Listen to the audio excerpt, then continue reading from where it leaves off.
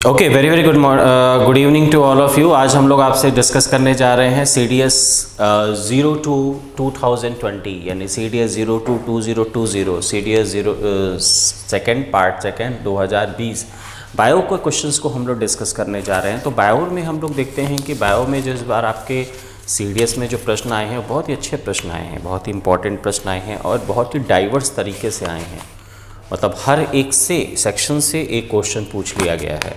तो ये एक सबसे बड़ी इम्पॉर्टेंट बात है बायो के साथ कि सबसे हर एक सेक्शन से एक क्वेश्चन उठाया गया है और सारे क्वेश्चंस अपने आप में बहुत ही अच्छे क्वेश्चन हैं, बहुत अच्छे प्रश्न हैं, है ना। अपने आप में उन क्वेश्चन की क्वालिटी बहुत अच्छी है।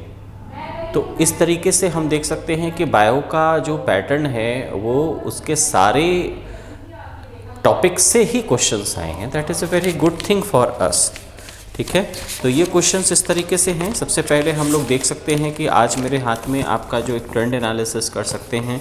तो आपका जो बायो का जो क्वेश्चन है उसमें ह्यूमन फिजियोलॉजी से 2 क्वेश्चन हैं, प्लांट टैक्सोनॉमी से 1 है, प्लांट फिजियोलॉजी से 2 है, प्लांट टैक्सोनॉमी से 1 है, एनवायरनमेंट इकोलॉजी से 2 है, एनिमल क्लासिफिकेशन से 1 क्वेश्चन है, मिसलेनियस 1 है। यानी टोटल लगभग 10 क्वेश्चन तो हार्डकोर बायो के, इसके अलावा बायो को टच करते हुए 5 क्वेश्चन है। तो लगभग 15 प्रश्न पूछे गए हैं। मैं आपसे 10 प्रश्न जो हार्डकोर बायो के हैं उसको मैं आपसे डिस्कस करने जा रहा हूँ। ठीक है, जिसको डिस्कस करने जा रहा हूँ।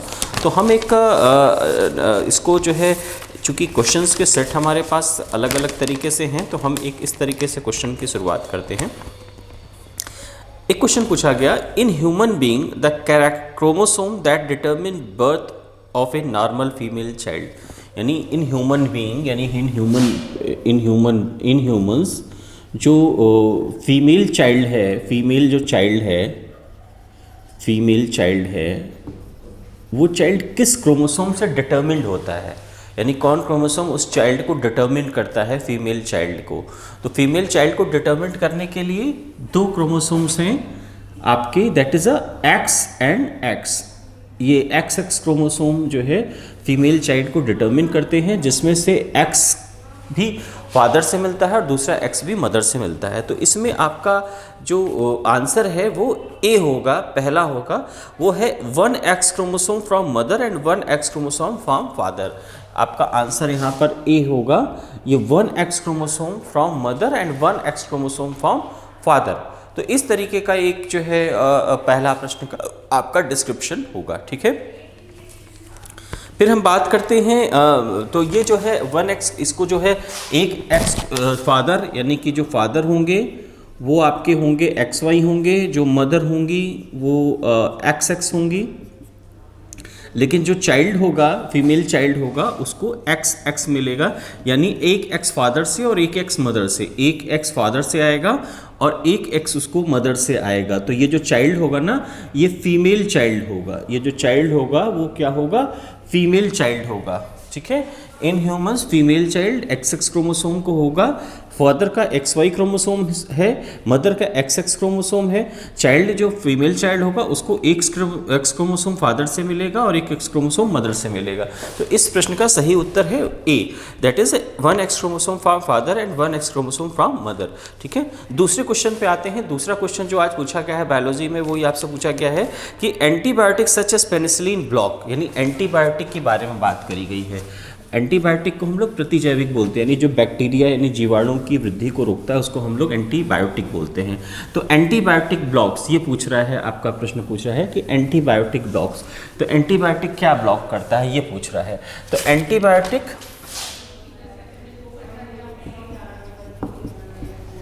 ये पूछा गया है एंटीबायोटिक ब्लॉक्स।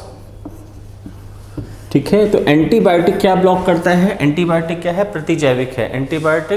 एंटीबायोटिक क्या काम करता है, बैक्टीरियल ग्रोथ को इनहिबिट करता है।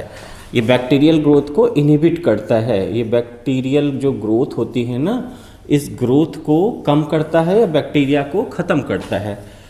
बैक्टीरियल ग्रोथ को इनहिबिट करेगा या ख़त्म करेगा, बैक्टीरियल ग्रोथ को इनहिबिट करेगा और किल द बैक्टीरिया।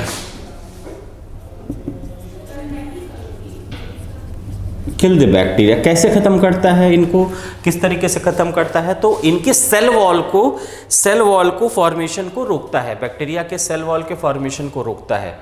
जो पेनिसिलिन होता है वो बैक्टीरिया के सेल वॉल को फॉर्मेशन से रोकता है और इस तरीके से बैक्टीरिया ग्रोथ को लिमिट करने का काम करता है।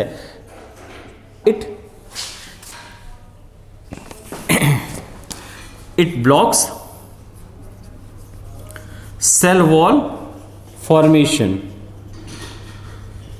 ठीक है, सेल वॉल फॉर्मेशन को रोकता है, मतलब ये बैक्टीरिया के सेल वॉल फॉर्मेशन को रोकेगा और रोकता है। इसीलिए इस प्रश्न का जो सही उत्तर है वो आपका है ए, यानी कि cell wall formation in bacteria. Antibiotic such as penicillin block, इसका सही उत्तर है A, cell wall formation in bacteria, यानी बैक्टीरिया में कोशिका भित्ति के निर्माण को रोकना। ठीक है, फिर इसी में एक तीसरा प्रश्न है, बहुत अच्छा प्रश्न है, करंट से भी कह सकते हैं ये प्रश्न है, लेकिन है जीव विज्ञान से रिलेटेड, बायोलॉजी से रिलेटेड है। भारत में हाल में एक दुर्लभ प्रकार का पीला कछुआ खोजा गया, किस राज्य में यह देखा गया था? यानी इंडिया में एक टर्टल मिला है, वो टर्टल यानी कछुआ, पीला कछुआ, वो किस राज्य में देखा गया है? इसमें आपको उत्तराखंड, उड़ीसा, तमिलनाडु, अरुणाचल प्रदेश, ये 4 ऑप्शन दिए गए हैं। सही उत्तर है उड़ीसा में देखा गया है, उड़ीसा में स्टेट में इसको देखा गया है, तो इसका सही आंसर है बी, उड़ीसा। ठीक है, फिर हम लोग इसको देखते हैं, फिर दूसरा प्रश्न की बात आते हैं, फिर दूसरी क्वेश्चंस की बात करते हैं। तो ये प्रश्न है, under the kingdom plantae which of the following individuals are predominantly aquatic, यानी कि पौधों की जगत में कौन सा एक इंडिविजुअल है जो मुख्य रूप से जल में रहता है? आपको ऑप्शन इस तरीके से दिए गए हैं, ब्रायोफाइट है, एल्गी, टेडोफाइट्स एंड जिम्नोस्पर्म। तो इसका सही आंसर है ब्रायोफाइट। ठीक है, ब्रायोफाइट्स, ए ब्रायोफाइट्स। ठीक है, फिर हम लोग 32 फिर आगे के क्वेश्चंस में चलते हैं। ये क्वेश्चन पूछा गया है, all the individuals of a particular organism such as rose plant belong to a taxonomic category called. All the individuals of a particular organism, यानी सारे किसी विशेष जीव की बात की गई है। All the individuals of a particular organism such as rose plant belong to a taxonomic group called. Taxonomic group, कौन से टैक्सोनॉमिक ग्रुप्स को कॉल करते हैं? तो इसका जो सही आंसर है वो है स्पीसीज। क्या है? स्पीसीज, जाति। फिर हम लोग देखते हैं इसी में, मोती का पैदावार किससे होता है? इसमें आपको ऑप्शन दिए, मोती का पैदावार यानी पर्ल हमको कहाँ से मिलता है? ऑप्शन है ए झींगा, बी फाइलार, सी ट्यूना और डी शुक्तिया ऑयस्टर। तो इसका सही आंसर होगा पर्ल ऑयस्टर, यानी जो हमको पर्ल मिलता है, मोती मिलता है, वो पर्ल ऑयस्टर से मिलता है। ठीक है, मोती की पैदावार किससे होती है?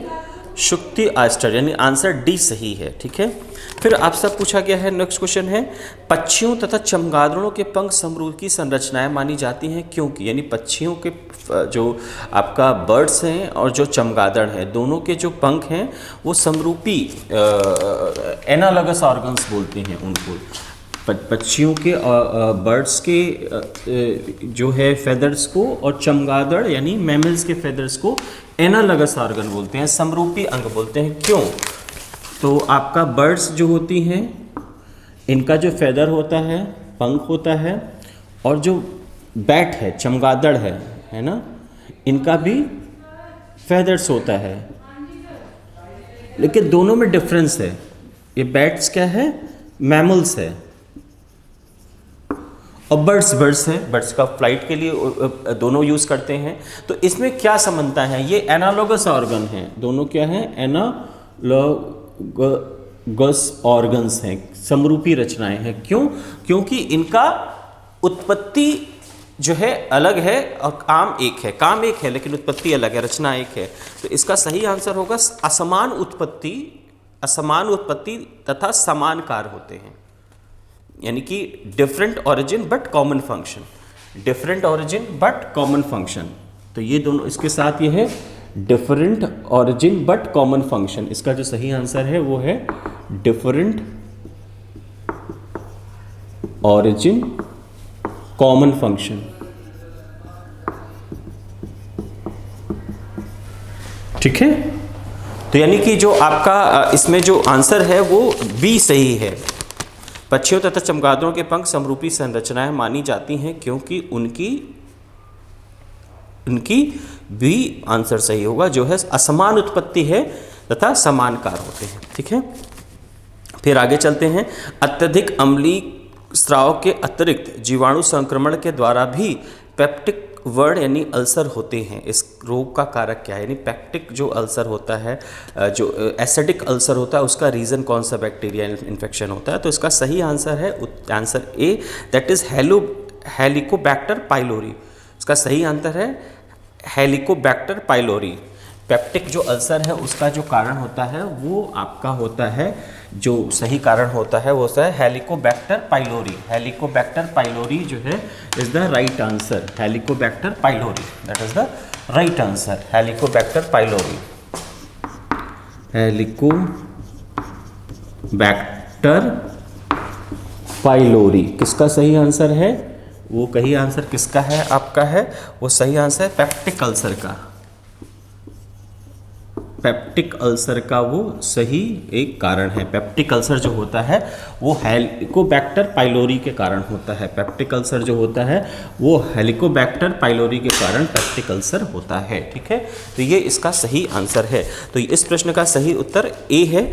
अत्यधिक अम्लीय स्राव के अतिरिक्त जीवाणु संक्रमण के द्वारा भी पेप्टिक वर्ड यानी अल्सर होते हैं। इनका इस रोग का कारक है ए, हेलिकोबैक्टर पाइलोरी। ठीक है, तो ये सारी चीजें हैं। ठीक है, उसके बाद हमारे पास एक प्रश्न है। उस प्रश्न का है, वो प्रश्न ये कह रहा है कि हमारे पास प्रश्न है the national disaster management authority function under the ministry, यानी कि जो राष्ट्रीय आपदा प्रबंधन है वो किस मंत्रालय के अंतर्गत काम करता है। The national disaster management authority functions under the ministry of, तो इसका सही आंसर है मिनिस्ट्री ऑफ होम अफेयर्स, यानी गृह मंत्रालय के अंतर्गत राष्ट्रीय आपदा जो राष्ट्रीय आपदा है प्रबंधन है वो प्राधिकरण वो काम करता है। The national disaster management authority function under the ministry of, answer इसका बी होगा होम अफेयर्स। ठीक है, आंसर बी होगा होम अफेयर्स। तो जो राष्ट्रीय आपदा प्रबंधन प्राधिकरण जो है वो गृह मंत्रालय के अंतर्गत काम करता है। ठीक है, तो the national disaster management authority function under the ministry of, इसका आंसर है बी होम अफेयर। ठीक है, फिर आगे बढ़ते हैं, फिर हम लोग लास्ट में डिस्कस करते हैं। तो फिर एक प्रश्न ये है आपका, ये है कि विच one of the following statement with regard of ozone is not correct, यानी ओजोन के बारे में आप जानते हैं ओजोन लेयर होती है, स्ट्रेटोस्फीयर पे ओजोन लेयर होती है जो कि हमको यूवी रेस के हार्मफुल इफेक्ट से बचाती है अर्थ पर। तो ये इसके बारे में बहुत सारी बातें हैं, उसमें से कौन सी बातें विच इज़ नॉट करेक्ट, सही नहीं है, वो हमको बतानी है। तो पहला है ozone is found mostly in 15 to 50 kilometre in the atmosphere. ये सही बात है कि जो ओजोन की परत होती है वो वायुमंडल की सतह से 15 से 55 किलोमीटर की सतह पर पाई जाती है। बी इसका बताता है ozone is produced by A gaseous chemical reaction, यानी ओजोन जो है गैसों के रासायनिक जो क्रियाएं हैं उससे बनती है। ठीक है, फिर सी है 16 November is celebrated as the international day for the preservation of the ozone layer, यानी 16 नवंबर को जो है हम सेलिब्रेट करते हैं ओजोन दिवस के रूप में, जो कि गलत है। 16 सितंबर को हम लोग ओजोन डे या world international ozone day celebrate करते हैं। तो इसलिए इसका आंसर सी गलत है, which is not right, which is not correct, that is a C. और डी है ozone is form of oxygen in which 3 oxygen atom are bounded together, ये बिल्कुल सही उत्तर है। तो which one of the following statement with regard to the ozone is not correct, तो answer होगा सी। ठीक है, तो इस तरीके से हमने आपसे CDS 02 2020 में जो प्रश्न आए हैं उनसे संबंधित चीज़ें हमने डिस्कस करी हैं, और हमने ये देखा है इस संबंधित चीज़ों में कि आपका जो प्रश्न आए हैं वो हर एक सेक्शन से आए हैं, हर एक टॉपिक से आए हैं, और बहुत ही अच्छे प्रश्न आए हैं, बहुत ही इंपॉर्टेंट क्वेश्चन आए। और आपके लिए बहुत ही सरप्राइजिंगली मैं बात बताऊंगा कि जो लोग मेरा वीडियो यानी त्रिशूल डिफेंस एकेडमी के अंतर्गत बायो यानी माई सेल्फ डॉक्टर सुजीत के श्रीवास्तव, आप मेरा वीडियो अगर देख रहे हैं बायो के कंसर्न में, बायो के तैयारी के कॉन्टेक्स्ट में CDS की, या तो आप देखेंगे कि ये सारी questions I have discussed with you. ये सारे प्रश्न मैंने आपको क्लास में डिस्कस किया है।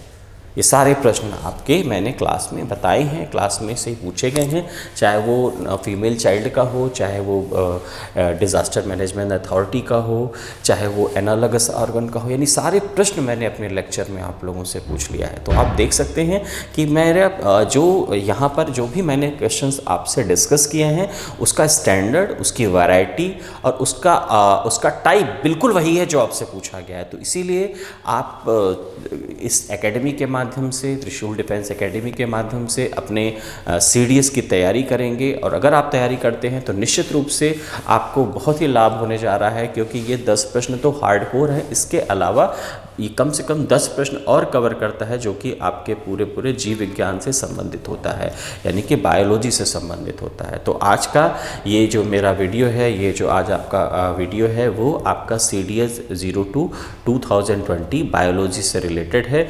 इसमें हमने आज आपसे CDS की परीक्षा में जो प्रश्न पूछे गए हैं, जो उनके बारे में आपसे डिस्कस किया, उनके सही उत्तर के बारे में आपसे डिस्कस किया।